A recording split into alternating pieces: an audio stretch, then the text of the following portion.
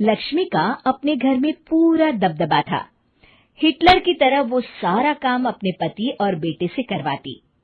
धीरे धीरे उसके पति की तबीयत खराब रहने लगी। सुनो जी, अब आप बुजुर्ग हो गए हो, काम में भी अब हाथ आपके फुर्ती से नहीं चलते। अरे भाग्यवान, भगवान से डर। तुझसे मैंने शादी अपने इकलौते बेटे के अच्छे पालन पोषण के लिए की थी, लेकिन तूने तो उसका बेड़ा गर्क कर दिया। मैंने क्या किया? पढ़ाया लिखाया, अब नौकरी नहीं लग रही तो मैं कैसे जिम्मेदार हो गई? अब घर में बैठकर रोटी तोड़ रहा था तो मैंने कहा काम ही कर ले। एक तो भला करो और ऊपर से बातें सुनो। तभी सारंग वहां आ जाता है। बहुत भूख लगी है माँ, कुछ खाने को दे दो। अब तुम्हारे पापा का हाथ तो चल नहीं रहा है। मैं ही जा रही हूँ आज किचन में, बनाती हूँ कुछ। हे भगवान, कैसे होगा इतना काम मुझसे? लक्ष्मी किचन में काम कर रही होती है कि तभी अचानक उसे आइडिया आता है। अरे मैं भी ना, अरे यहाँ तो फ्री की नौकरानी ला सकती हूँ मैं, फिर मैं क्यों खाना बना रही हूँ? उस दिन लक्ष्मी सारंग की पसंद का खाना बनाती है और बैठकर उसे बड़े ही प्यार से खिलाती है। खा ले बेटा, खा ले, पेट भर के खा ले। अरे रुक, मैं तेरे लिए ना गर्मा गर्म रोटियां लाती हूँ।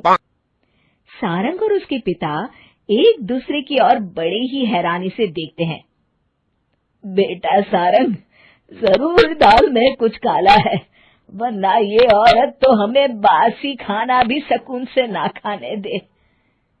सुनील की बात लक्ष्मी सुन लेती है और जोर जोर से चिल्लाने लगती है। अरे हाँ, भलाई का तो जमाना ही नहीं रहा। एक तो आग में खुद को जलाकर तुम लोगों के लिए खाना बना रही हूँ और ऊपर से तुम्हें दाल काली लग रही है। अरे माँ, पिताजी का ये मतलब नहीं था, तुम बुरा मत मानो। अरे हाँ बेटा, तू कहता है तो मान लेती हूँ। लक्ष्मी सारंग के पास बड़े ही प्यार से बैठ जाती है और फिर कहती है, बेटा मैंने ना तेरी शादी करने की सोच ली है। अब तेरे पिताजी के हाथ भी नहीं चलते तो सोच रही हूँ तेरे लिए बीवी ले आऊं। अब पता नहीं ना मैं भी कब मर जाऊं। अब ऐसे भाग्य भी कहाँ है हमारे। क्या कहा? अरे हाँ, तुम तो चाहते ही हो कि मैं मर जाऊं, लेकिन मैं अपनी प्यारी बहू का चेहरा देखे बिना नहीं मरूंगी। हाँ माँ, शादी तो मैं कर लूं, लेकिन मैं नौकरी नहीं करता, फिर कोई क्यों देगा मुझे अपनी बेटी? अरे क्यों नहीं देगा बेटी? इतना बड़ा घर, खेल खलियान है, किस चीज की कमी है हमारे पास? जो आएगी राज करेगी, राज।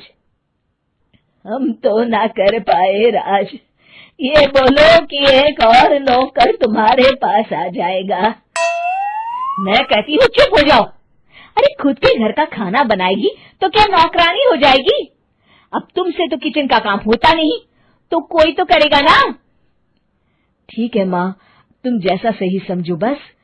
अब मेरी एक शर्त है, लड़की जो भी हो वो दिखने में कैसी भी हो या कहीं की भी हो, बस पढ़ी लिखी होनी चाहिए।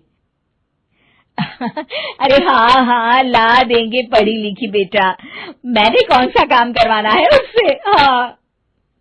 और फिर एक दिन पास के गांव की ही रति से सारंग की शादी हो जाती है।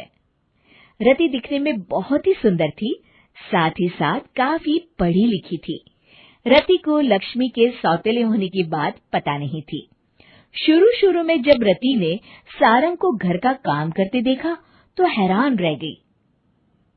अरे ये तो अच्छी बात है कि आप घर का काम करते हैं, लेकिन मैं तो घर में ही हूं ना, आप क्यों कर रहे हैं जी? जाइए आप नौकरी के लिए अप्लाई कीजिए ना।